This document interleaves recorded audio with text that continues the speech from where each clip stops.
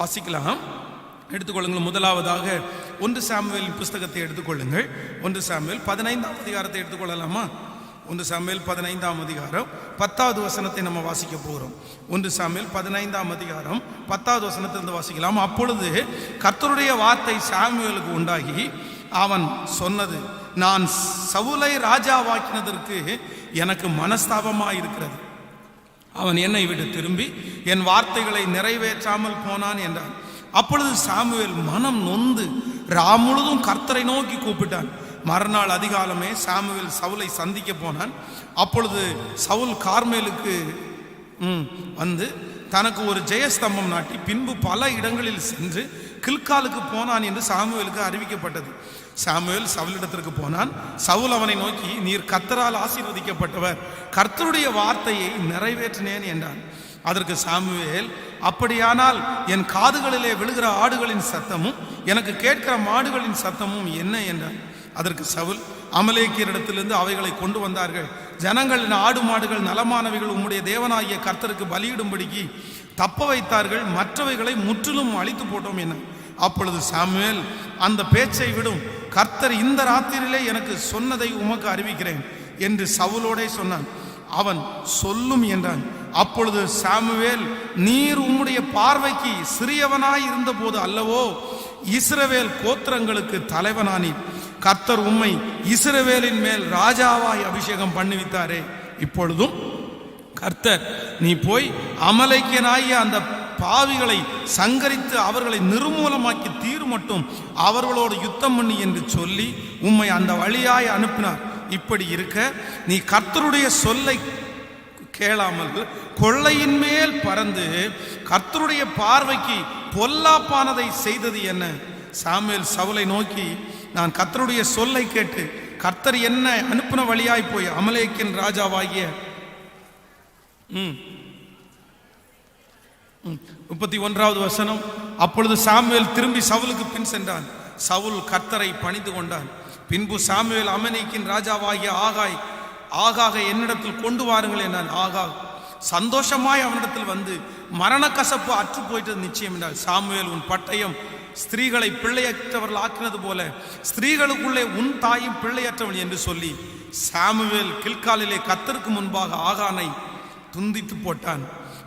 பின்பு சாமுவேல் ராமாவுக்கு போனான். சவுலோ தன் ஊழியக்காரனாகிய கிபியாவில் இருக்கிற தன் வீட்டிற்கு போய்விட்டான். சவுல் மரணமடையும் நாள் மட்டும் சாமுவேலை கண்டு பேசவும் இல்லை.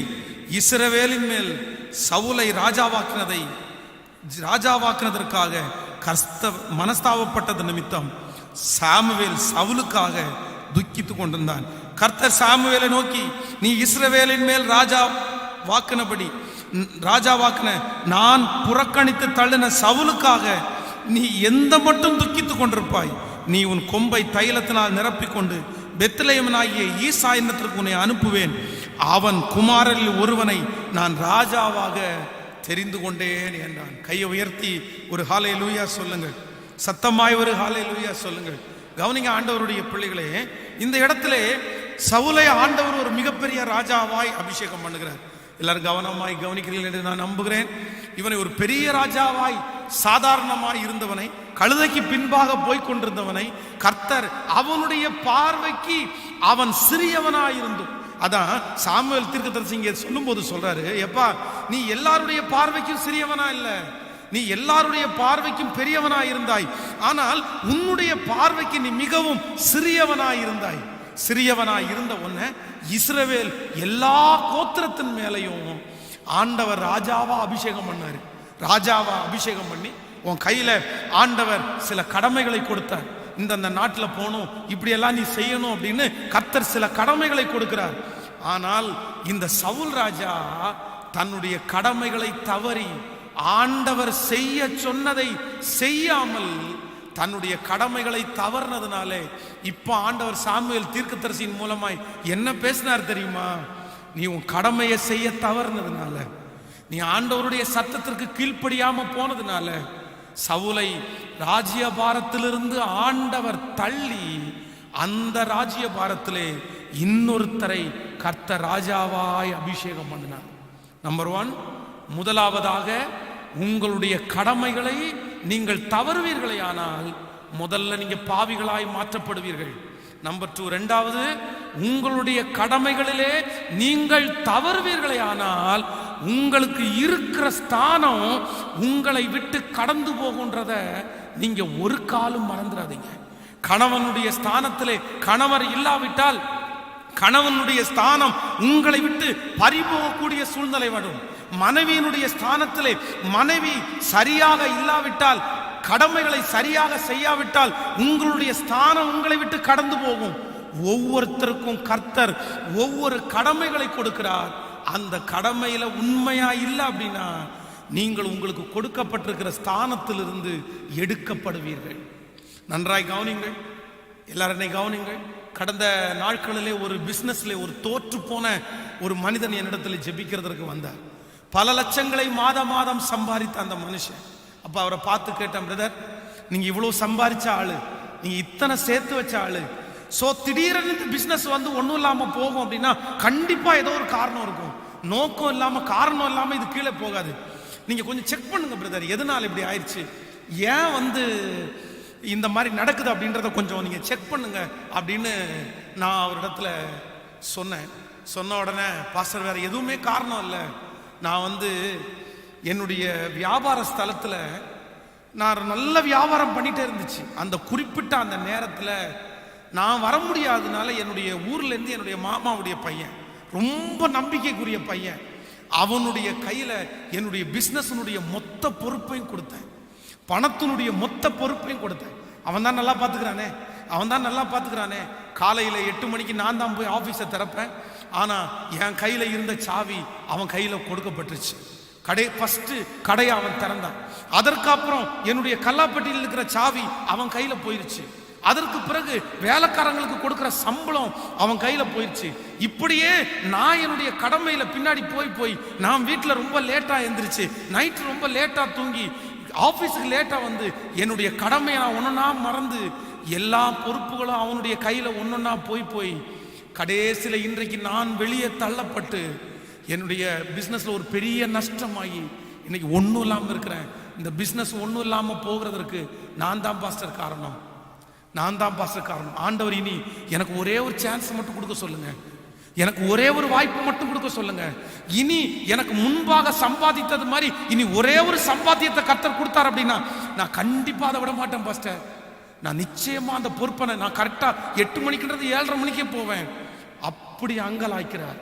இன்றைக்கு இந்த ஜபத்துல இருக்கிற ஆண்டவருடைய பிள்ளைகளே, நீங்க உங்களுக்கு கொடுக்கப்பட்டிருக்கிற அந்த கடமையிலே நீங்கள் தவறுவீர்களே ஆனால் உங்களுக்கு வர்ற முதல் ஆபத்து என்ன தெரியுமா? உங்க ஸ்தானத்தை இன்னொருத்தர் ஈஸியா பிடிச்சிருவாங்க. இன்றைக்கு நான் இங்க பிரசங்கம் பண்றேன், இந்த இடத்துல கண்டிப்பா ஞாயிற்றுக்கிழமை ஒருத்தர் பிரசங்கம் பண்ணியே ஆகணும். நான் எனக்கு கொடுக்கப்பட்டிருக்கிற கடமையை தவறி இந்த இடத்துல நான் பிரசங்கம் பண்ணல அப்படின்னா இந்த இடத்துல பிரசங்கம் பண்றதுக்கு யாரோ ஒருத்தர் வருவாரு. ஆனா நான் என்ன பண்ணிடுவேன் தெரியுமா? இந்த ஸ்தானத்தை நான் இழந்துருவேன். கடந்த நாட்களில் ஊழியத்திற்கு போகும்போது ஒரு ஊழியக்காரர் என்னை பார்த்து அந்த வார்த்தையை தான் அவர் சொன்னாரு. என் சர்ச்சில் இப்போ 1500 பேர் இருக்க வேண்டிய ஒரு சூழ்நிலை பாஸ்டர், வெறும் 200 பேர் தான் இருக்கிறாங்க. 200 பேர் இருக்கிறதுக்கு வேற எதுவும் காரணம் இல்லை. ஞாயிற்றுக்கிழமை ஆராதனையை விட்டுட்டு 3 மாசம் வெளிநாடு போயிடுவேன். அந்த வெளிநாடு போய் 3 மாசம் அங்க இருந்துட்டு யாரையோ ஒருத்தரை நியமிச்சுட்டு போவேன். நான் 3 மாசம் தாண்டி என்னுடைய திருச்சபைக்குள்ள வரும்போது அவங்க சர்ச்சில் இருக்கிற கொஞ்சம் பேர் ஆயத்தப்படுத்திட்டு அப்படியே என் சபை பல டைம் என் சபை உடஞ்சு இன்றைக்கு 1500 பேருக்கு ஞானஸ்நானம் கொடுத்துருக்கிறேன். ஆனா என் திருச்சபையில வெறும் 200 பேர் தான் இருக்கிறாருன்னு ரொம்ப வருத்தப்பட்டாரு. அது மட்டும் இல்ல, ஸ்கூல் லீவ்ல தன்னுடைய கணவனாரை விட்டு வெளியூருக்கு போன ஒரு சகோதரி 1 வாரம் வரல, 2 வாரம் வரல. ஸ்கூல் லீவ் முடிகிற வரைக்கும் அந்த அம்மா வீட்டுக்கு வரவே இல்லை. சரி, நீங்க ரீஃப்ரெஷ்க்கு ஆண்களுக்கு நிறைய ரீஃப்ரெஷ் கிடைக்கும், பெண்களுக்கு அப்படி கிடைக்காது. ஒரு ரீஃப்ரெஷ்க்காக அம்மா வீட்டுல அப்பா வீட்டுல 1 வாரம் போய் இருக்கிறது தவறல்ல. ஆனா ஸ்கூல் திறக்கிற வரைக்கும் போய் இருக்கிறதா? அதற்கு பிறகு ஸ்கூல் திறந்ததுக்கு பிறகு தன்னுடைய பிள்ளைகளை கூட்டிட்டு வீட்டுக்கு வரும்போது தான் இருக்க வேண்டிய ஸ்தானத்துல இன்னொரு நபர் இருக்கிறாங்க. அதுக்கப்புறம் அழுது கத்தி கெஞ்சி பாரப்பட்டு சிக்காயி என்ன பிரயோஜனம்? என்ன பிரயோஜனம்? அன்பான தகப்பனாருக்கு சொல்றேன், தாய்க்கு சொல்றேன், நான் பாஸ்டரா இருக்கலாம் பிரதர், ஐயா, அம்மா, நான் பாஸ்டரா இருக்கலாம். ஆனா எனக்கு ஒரு குடும்பம் இருக்குன்னா, எனக்கு கர்த்தர் ஒரு ஸ்தானத்தை கொடுத்துருக்கிறாரு, எனக்கு ஒரு பொறுப்பை கொடுத்துருக்கிறாரு, எனக்கு ஒரு கடமையை கொடுத்துருக்கிறாரு. என் குடும்பத்துல என்னுடைய தகப்பன் என்கிற கடமையை நான் தவறுவானேன், ஆனால் என்னுடைய குடும்பத்திலே நான் ஒரு கணவன் என்கிற ஒரு பொறுப்பிலிருந்து நான் தவறுவேன், ஆனால் நான் உலகம் முழுக்க ஆயத்தப்படுத்தினாலும் என் குடும்பத்தை நான் இழக்கக்கூடிய சூழ்நிலை வந்துடும். இன்றைக்கு இந்த ஜெபத்திலே இருக்கிற இந்த சத்தத்தை கேட்கிற நிறைய பேர் உங்களுடைய ஸ்தானத்தை இழந்திருக்கிறதுக்கு காரணம் வேற எதுவுமே இல்லை, உங்க கடமையில நீங்க உண்மையா இல்லாததான். இன்னும் நிறைய ஆண்களுக்கு குடும்பம் வேண்டாம், ஃப்ரெண்ட்ஸ் தான் வேணும். இன்னைக்கும் அவங்க தான் வேணும். ஏதோ ஒரு நாள் 2 நாள் அப்படி ஃப்ரெண்ட்ஸோட இருக்கிறது தவறுன்னு நான் சொல்லலை. ஆனா கடமையே செய்ய முடியாத அளவுக்கு உங்க நண்பர்கள் உங்களை கூட்டிட்டு போயிட்டாங்க அப்படின்னா அப்பான்ற ஸ்தானம் உங்களுக்கு அது அவசியமற்றது, அம்மான்ற ஸ்தானம் உங்களுக்கு அவசியமற்றது. அவசியம். கடந்த நாட்கள்ல ஒரு செய்தித்தாளில் வாசிச்சேன், ஒரு அம்மா நாடகம் பார்க்கும்போது, அந்த டிவி நாடகம் பார்க்கும்போது அந்த குழந்தை ரொம்ப தொந்தரவு பண்ணிட்டே இருந்துச்சாங்க. கத்திட்டே இருந்ததுனால நீ என்ன கத்திட்டே இருக்கிற அப்படின்னு சொல்லிட்டு தூக்கி கொண்டு போய் ஒரு வாஷ் பேஷனுக்கு உள்ள போட்டு சுவிட்ச் ஆன் பண்ணி விட்டாங்க. இறந்துருச்சு. நடந்த சம்பவம் இது. கடந்த நாட்களில் நீங்கள் வெளிநாட்டில் ஒரு செய்தி, குழந்தைய கொண்டு டெய்லி இந்த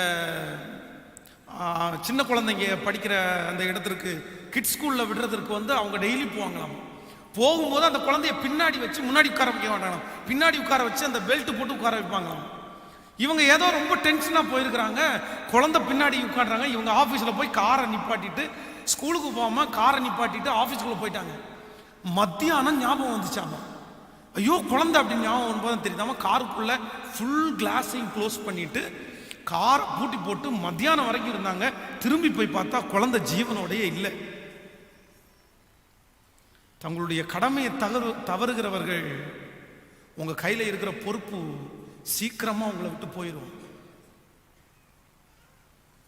சீக்கிரமா போயிடும். கடமையை தவறாதீங்க. ஆண்டவரிடத்துல கேளுங்க, ஆண்டவரே எனக்கு என்ன கொடுத்துருக்குறீங்களோ அதுல நான் கடைசி வரைக்கும் என்னவா இருக்கணும் அப்படின்னா உண்மையா இருந்து அதை சரியா நடத்த வேண்டியது. நான் சரியா பண்ணாம, என் கடமையை நான் ஒழுங்கா செய்யாம 1000 பேரை கை நீட்டி இவன் தான் என் குடும்ப பிரிவினைக்கு காரணம், இவன் தான் என் மனைவி போறதுக்கு காரணம், இவன் தான் என் கணவன் போறதுக்கு காரணம், என் பிள்ளை கெட்டு போறதுக்கு இவன் தான் காரணம்னு சொல்லி இன்னொருத்தரை பார்த்து கை நீட்டுறதுல எந்த பிரயோஜனமும் சொல்லுங்க, சத்தமா சொல்லுங்க, பிரயோஜனம் இல்லை. பக்கத்தில் இருக்கிற கையை பிடிச்சி சொல்லுங்க, உயிரே போனாலும் கடமை தவறாதவர்கள் தான் ஆசீர்வதிக்கப்பட்டோம். ஆமென். விசுவாசிக்கிறீங்களா?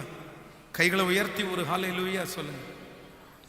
வேதத்தில் லோத்தை குறித்து வேதம் சொல்லுது, கடமையை தவறுன தகப்பன் அவன் தான் அந்த கடமை செய்யணும். தன்னுடைய பிள்ளையை காப்பாற்றக்கூடியது அவர்கள் தான். கயவருடைய கையில தன்னுடைய உயிரை கூட பணயம் வச்சு தன்னுடைய பிள்ளைகளை காப்பாற்ற வேண்டியது தகப்பனாருடைய பொறுப்பு. ஆனா தன்னுடைய வீட்டுல 2 சொந்தக்காரங்க வர்றாங்க, ஊர்ல இருக்கிற எல்லாருமே திரண்டு வந்துட்டாங்க. நீங்க 2 பேரை வெளியே அனுப்புங்க, நான் அவங்களை அறியும்படிக்கு எங்களை அனுப்புங்கன்னு சொல்லும் போது ஒரு தகப்பனா இருந்தா அவனுடைய இருதயம் அங்கலாக்க வேண்டாம், ஐயோ 2 பெட்ட பிள்ளைங்களை நம்ம வீட்டுல வச்சிருக்கிறோம், இந்த பிள்ளைகளை எப்படி பாதுகாப்போமோ அப்படின்னு. இந்த லோத்து என்ன பண்றான் தெரியுமா? எங்க வீட்டுல விருந்தாளிங்களை அவங்கள விட்டுருங்க, என் வீட்டுல புருஷன் அறியாத 2 பிள்ளைங்க இருக்காங்க, அவங்களுக்கு உங்க இஷ்டப்படி செய்யுங்க, உங்களுக்கு நீ என்ன பண்ணுமோ பண்ணுங்க அப்படின்னு விட்டுறாரு. தூதர்கள் மட்டும் கையை பிடிச்சி இழுத்து பைத்தியக்காரன் உள்ள வாடா அப்படின்னு சொல்லி அவங்களுடைய கண்களை குருட்டாட்டம் முடி வைக்கலன்னா அன்னைக்கே அந்த 2 பிள்ளைங்களையும் சாக கொடுத்துருப்பாரு. ஆனா கொடுமை என்ன அப்படின்னா, தன்னுடைய கடமையை தவறுன லோத்து தன்னுடைய பிள்ளைகளை பரிசுத்தமா வாழ வைக்கவே முடியல,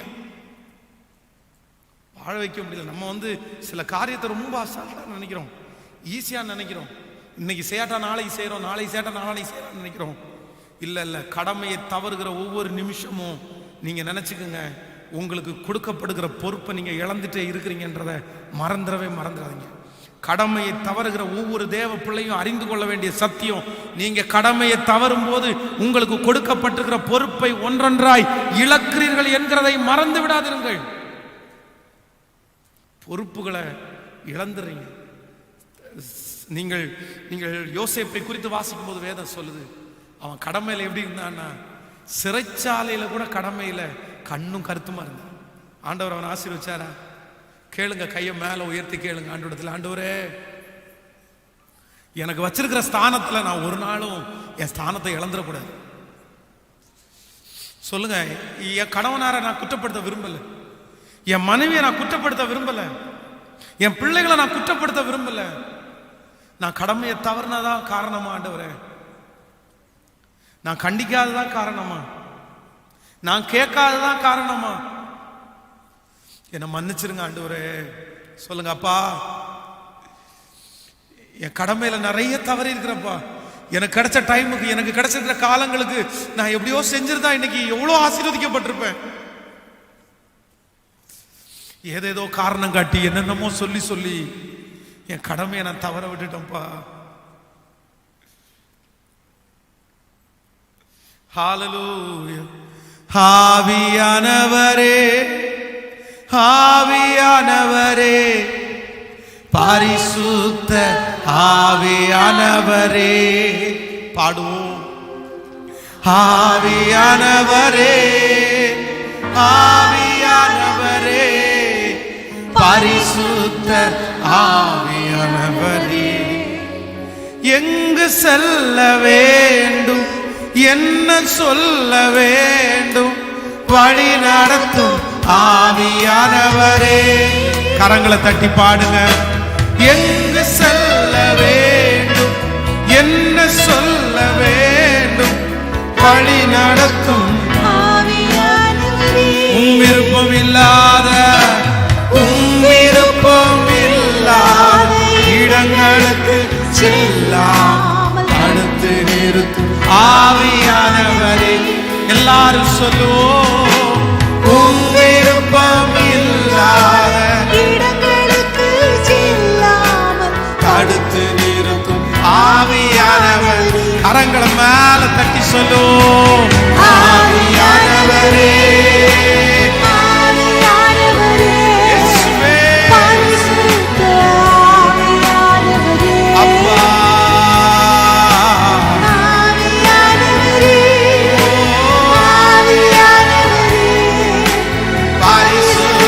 திரும்ப திரும்ப கேட்போம். ஆவியானவரே, ஆவியானவரே, ஆவியானவரே, என் கடமையில கடைசி வரைக்கும் உண்மையாயிருக்கக்கூடிய ஆவியானவரே, ஆவியானவரே, பரிசுத்த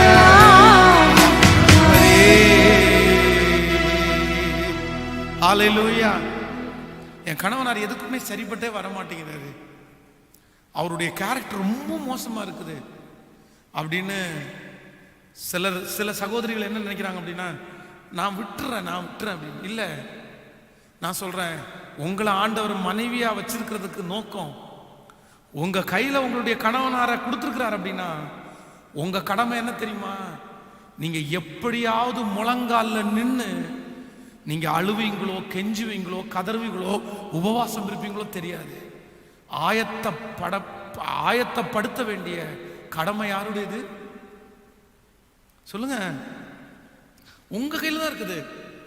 என் மனைவி சரியில்லை, என் மனைவி சொன்னபடியே கேட்க மாட்டேங்கிறாங்க, அப்படி பண்றாங்க, இப்படி பண்றாங்க அப்படின்னு சொல்லுகிற புருஷன் அப்படி இல்லை.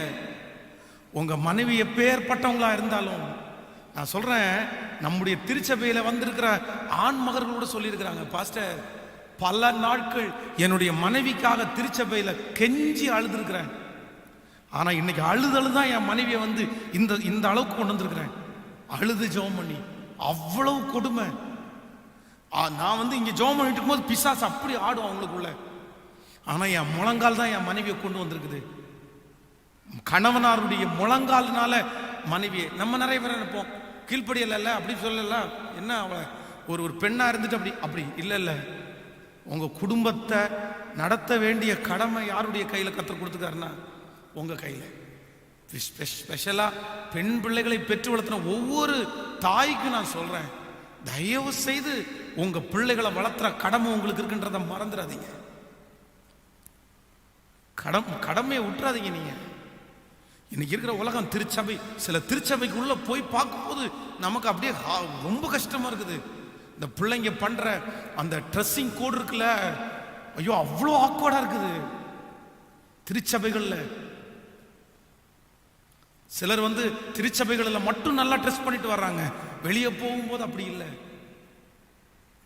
ஆண்டவர் மற்றவர்களுக்கு இடரல் உண்டு பண்ணுகிற யாரா இருந்தாலும் சரி, கழுத்தில் எந்திர கல்லை கட்டி சமுத்திரத்தின் ஆழத்துல கொண்டு போய் போடுன்னு ஆண்டவர் சொல்லியிருக்கிறாரு.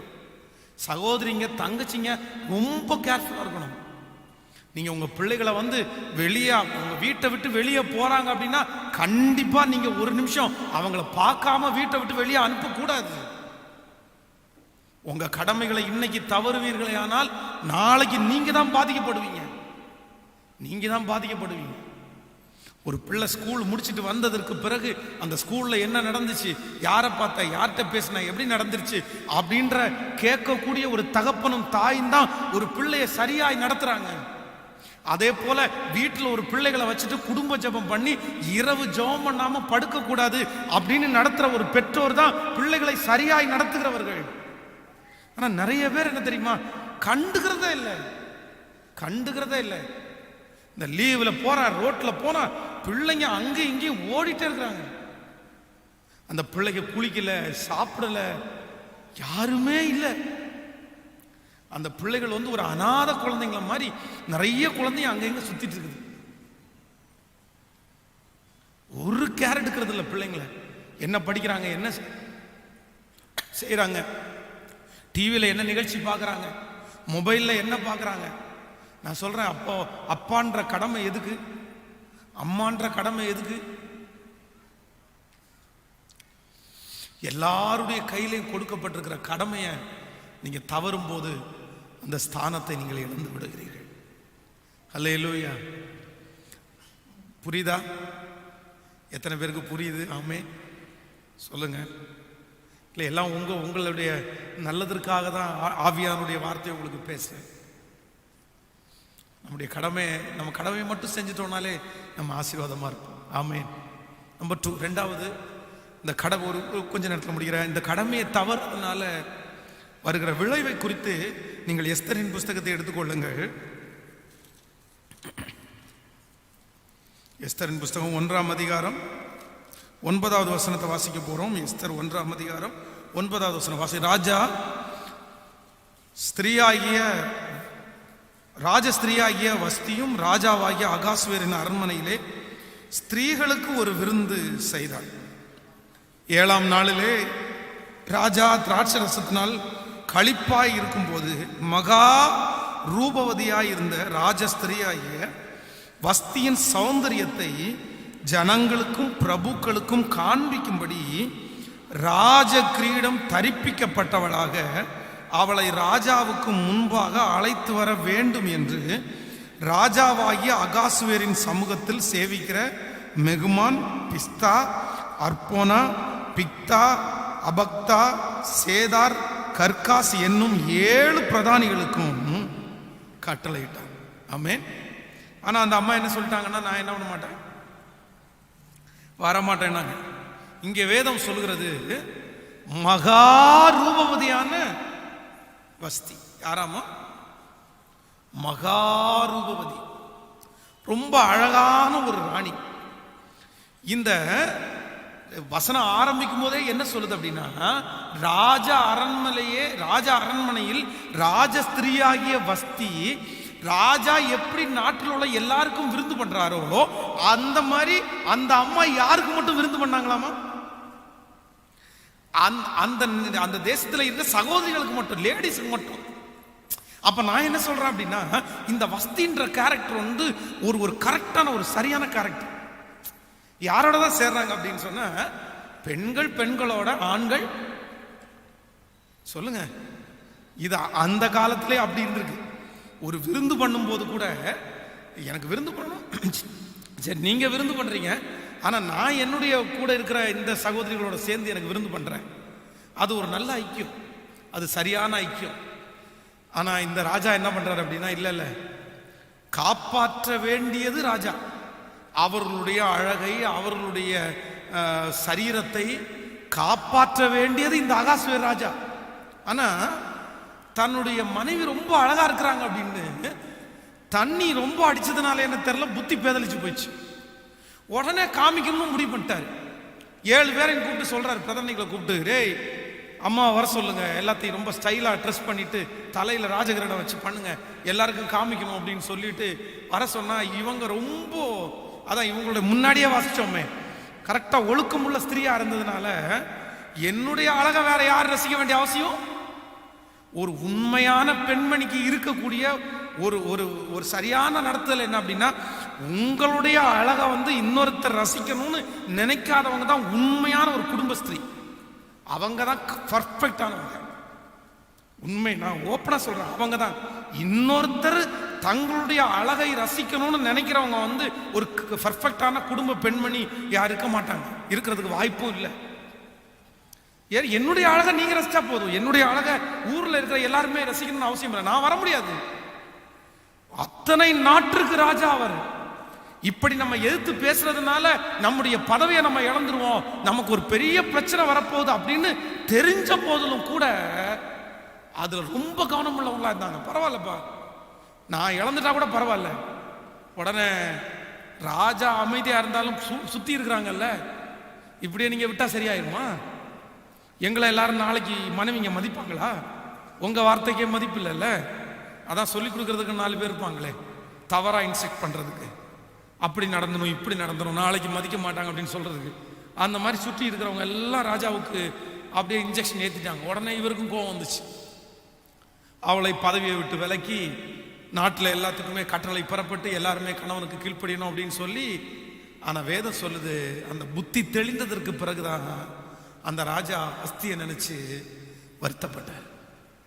கவனிங்க, காப்பாற்ற வேண்டிய அந்த கணவன் தன்னுடைய கடமையை தவறும் போது தேவையில்லாத பெரிய சூழ்நிலையிலே இவர் தள்ளப்பட்டார், பிரச்சனையில தள்ளப்பட்டார். உங்க கடமையில நீங்க தவறுவீர்களே ஆனால் உங்களுக்கு வருகிற 2வது மிகப்பெரிய ஆபத்து என்ன தெரியுமா? உங்களுக்கு தேவையில்லாத பிரச்சனை, நினைச்சிருக்காத இடத்துல இருந்து, அதுக்கும் உங்களுக்கும் சம்பந்தமே இருக்காது. ஆனா அப்படிப்பட்ட பிரச்சனைகளிலே நீங்கள் தள்ளப்படுவீர்கள். ஆண்டவரிடத்துல கேளுங்க எல்லாருமே, ஆண்டவரே என்னுடைய கடமையில நான் எப்படி இருக்கணும் அப்படின்னா, கடைசி வரைக்கும் உண்மையா இருக்க வேண்டும். ஆமென் சொல்லுங்க. எத்தனை பேர் இந்த வார்த்தைக்கு ஒப்பு கொடுக்குறீங்க? ஹல்லேலூயா. பக்கத்துல கையை பிடிச்சி சொல்லுங்க, ஒரு சோம்பேறித்தனம் உன்னை கொலை வரைக்கும் கொண்டு போய் விட்டுரும். சொல்லுங்க, நல்லா சொல்லுங்க. ஒரு சோம்பேறித்தனம் உன்னை கொலை வரைக்கும் கொண்டு போய் விட்டுரும். ஆமென். நம்ம தப்பிச்சிருக்கிறதே தேவ கிருபை. ஹலோ, தப்பிச்சிருக்கிறதே தேவ கிருபை. சிலருக்கு என்ன சோம்பேறித்தனம், எவ்வளவு சோம்பேறித்தனம். அதான் நீதிமொழிகளில் வாசிங்க, சோம்பேறியே நீ எறும்பிடத்துல போய் கற்றுக்கொள்ளுப்பா. அதுக்கு ராஜாவும் பிரபுவும் இல்லாமல் இருந்தும் அது எவ்வளோ சுறுசுறுப்பாக இருக்குது. ஆஃப்டர் ஆல் போயும் கர்த்தர் யார்கிட்ட கற்றுக் கொடுக்க சொல்கிறாரு சொல்லுங்க. ஒரு சின்ன நான் ஓடிட்டு இருக்கும்போது ஒரு சின்ன விரலை வச்சு லைட்டாக அமுத்தினாலே அவ்வளோதான், பொசுக்குன்னு போயிடுது எறும்பு. ஆண்டவர் இத்தாச்சோடு மனுஷனை, 6 அறிவுள்ள மனுஷனை போய் நீ போய் யார்கிட்ட கற்றுக்கோ, எறும்புகிட்ட கற்றுக்கொன்றாரு. யார? சோம்பேறியா இருக்கிறவங்கள. அப்போ சோம்பேறியா இருக்கிற ஒரு மனுஷன் சோம்பேறியா இருக்கிற மனுஷனை விட யார் பெருசு? எறும்பு பெருசு. அதனால இந்த தாவீதை குறித்து நேற்றைக்கு தியானிக்கும் போது என்னுடைய இருதயம் அப்படியே உடஞ்சிருச்சு. சே, இவ்வளோ ஒரே ஒரு சின்ன கடமையில தவறி ஒரு சோம்பேறித்தானம். நான் அதான் சர்வீஸ் சொன்னேன், அந்த வசனத்தை வாசிக்கும் போது அவன் அந்த செஞ்சான் பாருங்களா, அந்த பாவம், அதை படிக்கிறதுக்கு நமக்கே மனசு தோணலை. அதை அப்படியே ஸ்கிப் பண்றோம். சே, அதை போய் ஏன்டா படிச்சுட்டு, நமக்கு அதை படிக்கிறதுக்கு அருவருப்பா இருக்குது. அவ்வளோ நம்ம என்னதான் இருந்தாலும் பரலோகத்தில் போய் அதான் சங்கீதக்காரன் தாவீதை பார்ப்பேன், பாட சொல்லி கேட்பேன். என்னதான் பாட சொல்லி கேட்டாலும் நம்ம நிறைய பேருடைய மனசுல என்ன இருக்கும் அப்படின்னா, ராஜா நீங்க எவ்வளவு நல்ல ராஜா இருந்தாலும் இந்த ஒரே ஒரு தப்பு பண்ணிட்டீங்களே ராஜா, அதுல மட்டும் நீங்க சரியா இருந்திருந்தீங்கன்னா உங்களை மாதிரி அப்படி சொல்லியிருப்போம்ல. அந்த ஒரு மிஸ்டேக் வர்றதுக்கு வேற எதுவும் காரணம் இல்லை, அந்த கொஞ்சம் ரெஸ்ட், அந்த சின்ன சோம்பேறித்தனம், தன்னுடைய கொடுக்கப்பட்டிருக்கிற அந்த கடமையை செய்யாதான். அதான் யார் வேணாலும் செய்வாங்க, பட் நீங்க இருக்க வேண்டிய இடத்துல யார் தான் இருக்கணும் அப்படின்னா ஆமென் சொல்லுங்க. கையை உயர்த்தி ஒரு ஹல்லேலூயா சொல்லுங்க. சர்வ் பண்றதுக்கு 1000 பேர் இருப்பாங்க, ஆனா நீங்க அந்த இடத்துல முக்கியம். அது உங்க ஃபங்க்ஷன், நீங்க கண்டிப்பா இருக்கணும். ஆமென் சொல்லுங்க. எழுப்பி நிற்கலாமா? ஆண்டவரிடத்துல கேட்கலாமா? ஆண்டவரே, எனக்கு கொடுத்திருக்கிற கடமையில உண்மையா இருக்க,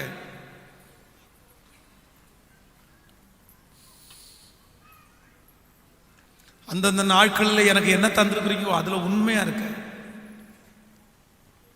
எனக்கு பலனை மட்டும் தந்துருங்க ராஜா.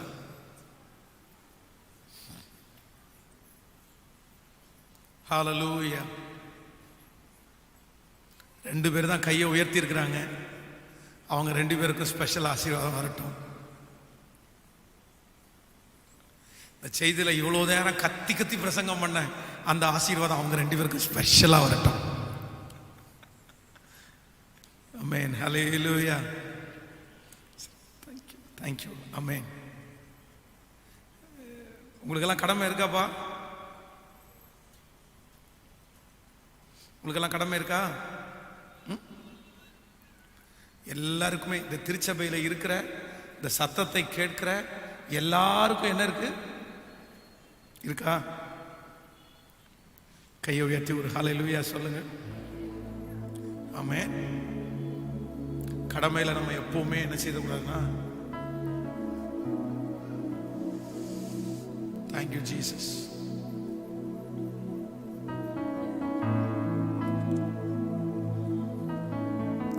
கரங்களை உயர்த்தி எல்லாரும் கேளுங்க. நம்ம யாரும் நீதிமான்கள் அல்ல. எவ்வளவு பலமாய் ஓடுகிற நாமும் சில நேரத்தில்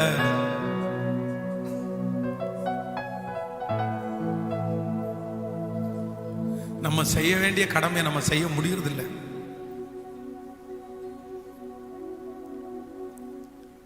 அதனாலதான் தேவையில்லாத சண்டை, அதனாலதான் தேவையில்லாத மனக்குழப்பங்கள். ஒருவேளை உங்களுக்கு பலன் இல்லாம கூட இருக்கலாம், ஆனா நான் நம்புறேன், பொறுப்புகளை கொடுத்த ஆண்டவர் உங்களுக்கு பலன் தராமல் போவாரா?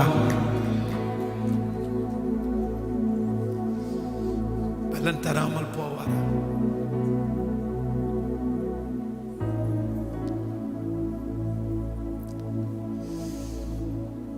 பலன் தராமல் போவாரா?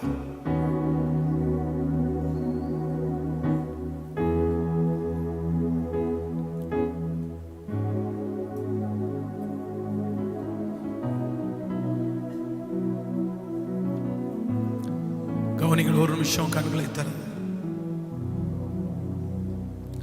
கடந்த வாரத்தில் பெங்களூர் பட்டணத்தில் ஊழியத்திற்காக போயிருந்தேன். அந்த ரோட்ல கார்ல இருக்கும்போது அழுதுட்டே வந்தேன்.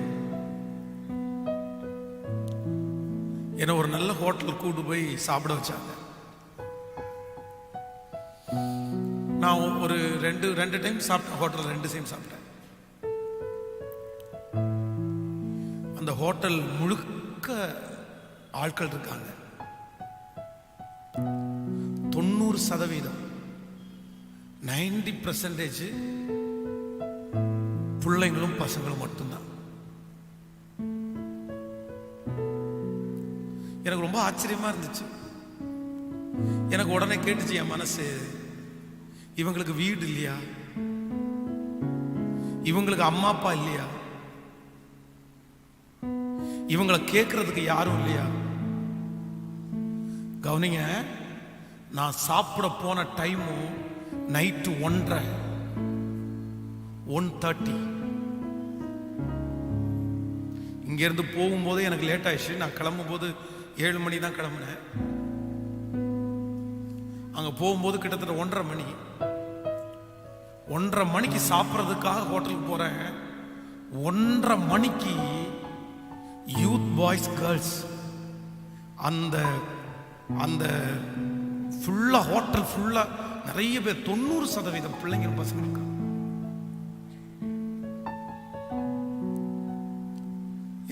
என்னால ஜீரணிக்கவே முடியல.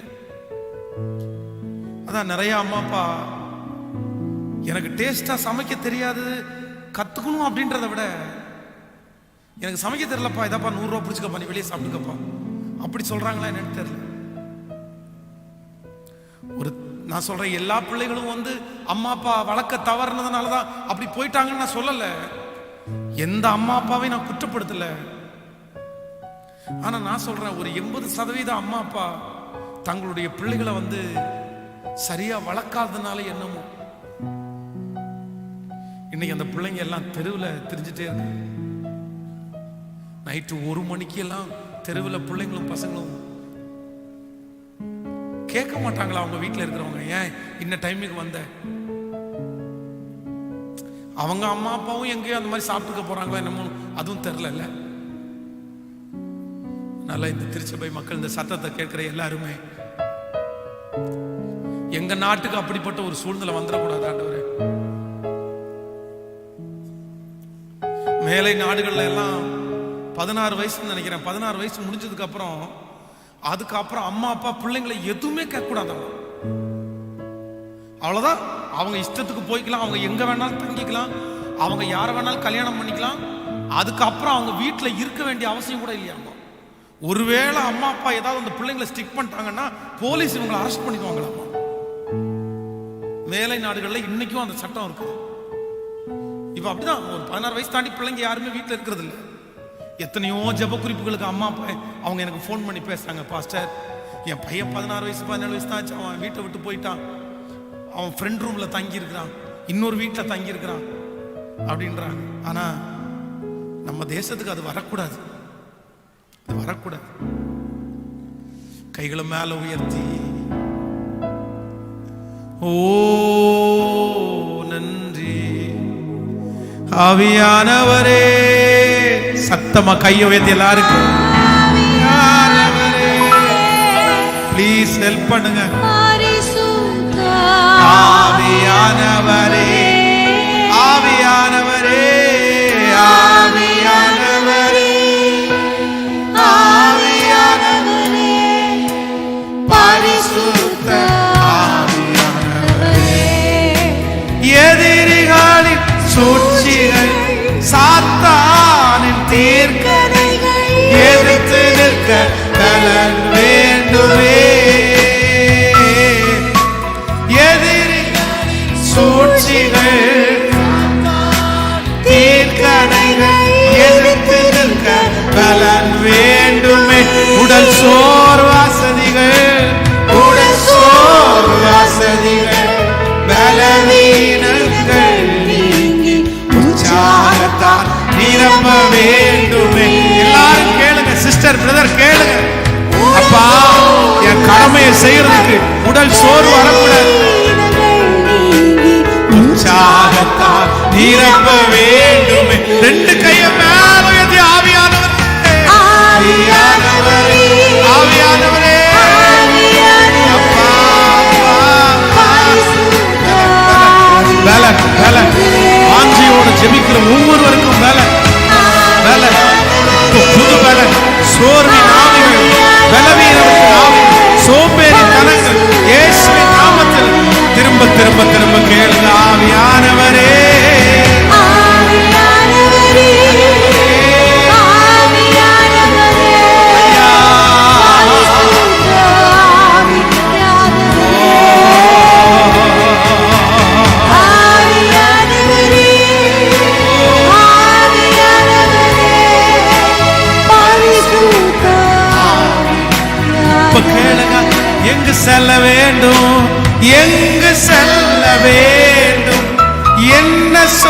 செல்ல வேண்டும், வழி நடத்தும் ஆவியானவரே. அப்பா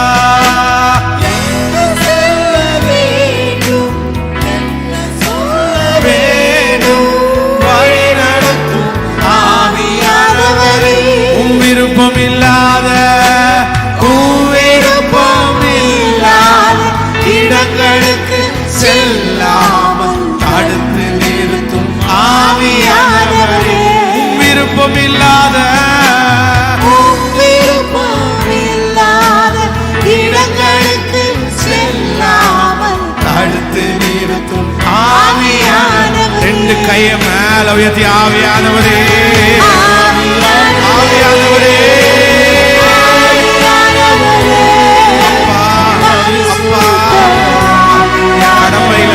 கடமையில தவறக்கூடாதுப்பா. நீங்க கொடுத்த பொறுப்புகளையா சோம்பேறித்தனம் வெளியே போகட்டும். இப்போ ஒரு சுறுசுறுப்பின் ஆவி. கேளுங்க, ஜெபத்தோடு ஜெபிக்கிறவங்க ஜெபிங்க, பாடுறவங்க பாடுங்க. ஆண்டவரத்துல கேளு, ஆண்டவரே என்னுடைய சோம்பேறித்தனம் மாறட்டும். இப்போ என் கடமையில உண்மையா இருக்கட்டும்.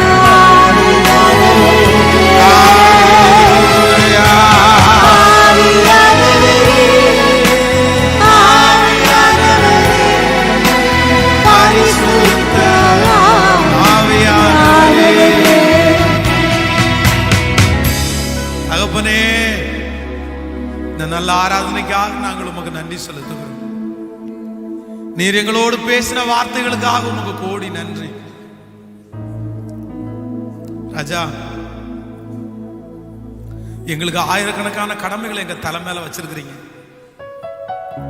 ஆனா எங்களுக்கு கடமைகளை மட்டும் செய்ய முடியல, வேற எல்லாமே செய்துப்பா.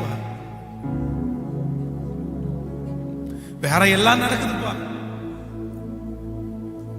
ஆனா எங்களுக்குரிய கடமைகளை செய்ய முடியாத தவிக்கிற எத்தனையோ பேர்.